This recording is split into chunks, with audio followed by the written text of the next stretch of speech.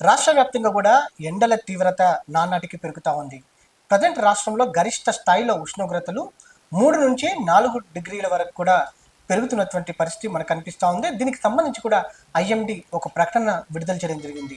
రానున్న 2 నుంచి 3 రోజుల పాటు కూడా రాష్ట్రంలో విపరీతమైనటువంటి వేడి ఉంటుంది, వడగాలుల తీవ్రత ఉంటుందనేది కూడా స్పష్టం చేసింది. ప్రధానంగా ఉదయం పూట వడగాలుల తీవ్రత అధికంగా ఉంటుంది, రాత్రిపూట వేడి వాతావరణం అనేది కూడా అధికంగా ఉంటుందని కూడా అలర్ట్ని జారీ చేయడం జరిగింది. ఇప్పటికే రాష్ట్ర వ్యాప్తంగా కూడా 7 వరకు కూడా వడదెబ్బతోటి మృతి చెందినటువంటి పరిస్థితి మనకు కనిపిస్తూ ఉంది. రానున్న 2 నుంచి 3 రోజుల పాటు కూడా రాష్ట్రంలో గరిష్ట స్థాయిలో 3 నుంచి 4 రోజుల పాటు కూడా ఉష్ణోగ్రతలు పెరిగే అవకాశం ఉన్నట్టు కూడా వాతావరణ కేంద్రం అంచనా వేయడం జరిగింది. ప్రధానంగా ఆదిలాబాద్, రామగుండం, కరీంనగర్, నిజామాబాద్, మెదక్ ఈ ప్రాంతాలలో మాత్రం ఇప్పటికే దాదాపుగా ఉష్ణోగ్రతలు 43 నుంచి 45 డిగ్రీల వరకు కూడా పెరిగాయంటే రాష్ట్రంలో ఎండ తీవ్రత ఏ విధంగా ఉంది అనేది కూడా మనం అర్థం చేసుకోవచ్చు. ప్రధానంగా దీంతో ఉదయం 10 అయిందంటే చాలు బయటకు రావాలంటేనే ప్రజలు భయపడతా ఉన్నారు. సాయంత్రం 5 అయినా 6 అయినా కూడా వడగాలుల తీవ్రత అనేది కూడా తగ్గడం లేదు. దీంతో ప్రజలు అప్రమత్తంగా ఉండాలని కూడా ఐఎండి హెచ్చరికలను జారీ చేయడం జరిగింది.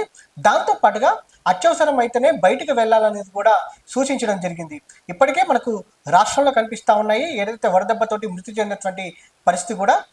ప్రధానంగా వైద్యుల సూచన మేరకు కూడా వైద్యులు కూడా ఏమని సూచిస్తున్నారంటే, ప్రధానంగా ఎండ తీవ్రత గరిష్ట స్థాయిలో ఉన్న నేపథ్యంలో అత్యవసరం అయితేనే బయటికి వెళ్ళాలని కూడా సూచిస్తూ ఉన్నారు. ఒకవేళ వెళ్ళాల్సిన పరిస్థితి ఉంటే కూడా వారు ఖచ్చితంగా గొడుగును కానీ లేకపోతే ప్రత్యేకంగా ఏమైనా వడదెబ్బ తగలకుండా జాగ్రత్తలు తీసుకోవాలి. దాంతో పాటుగా లిక్విడ్ కంటెంట్స్ అనేది కొంచెం ఏదైతే ద్రవ పదార్థాలు అనేవి కొంత అధికంగా తీసుకోవాలని కూడా వైద్యులు సూచిస్తూ ఉన్నారు. ప్రధానంగా చిన్నపిల్లలు, వృద్ధుల విషయంలో తగిన జాగ్రత్తలు తీసుకోవాలని కూడా సూచిస్తూ ఉన్నారు. దాంతో పాటుగా ఏదైతే బాడీ డీహైడ్రేషన్ అయితే కనుక వెంటనే ఆసుపత్రికి వెళ్లాల్సిన అవసరం ఎంతైనా ఉందనేది కూడా అటు వైద్యులు హెచ్చరిస్తూ ఉన్నారు.